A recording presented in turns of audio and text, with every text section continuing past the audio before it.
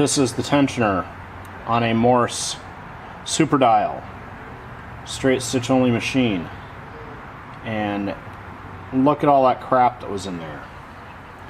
Your tensioner cannot work properly if you let it get full of crap like that.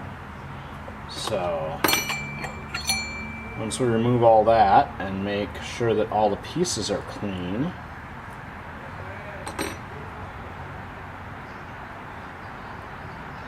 this can go back together. This tensioner looks and is assembled a lot like Kenmore tensioners, and I've laid everything out in front of it here, but got that clean. One disc, the other disc, our tension cup,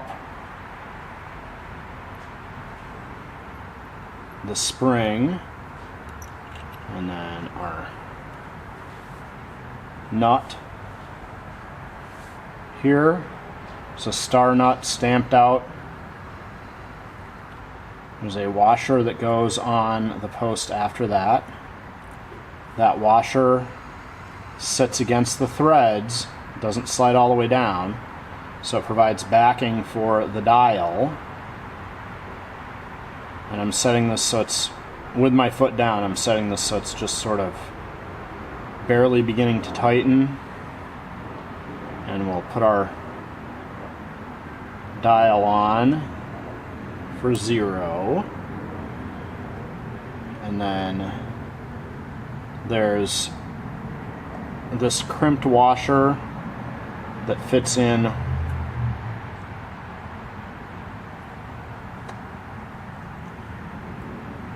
one way. There we go. This would be a lot easier. Right. It's got bumps on one side of the crimp. That's the key, is that it needs to go in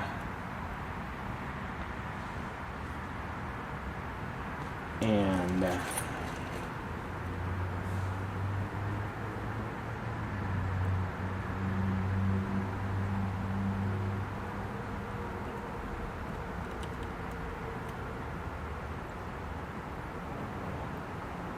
alright.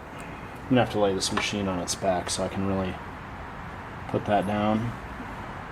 Alright, laid the machine on its back. So now this washer is crimped and it has bumps on it that need to face out, and then it's got the two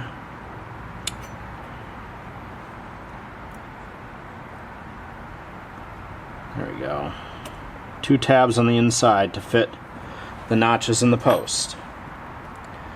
And now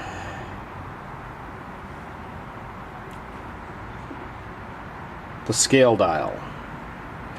So when you are putting this together,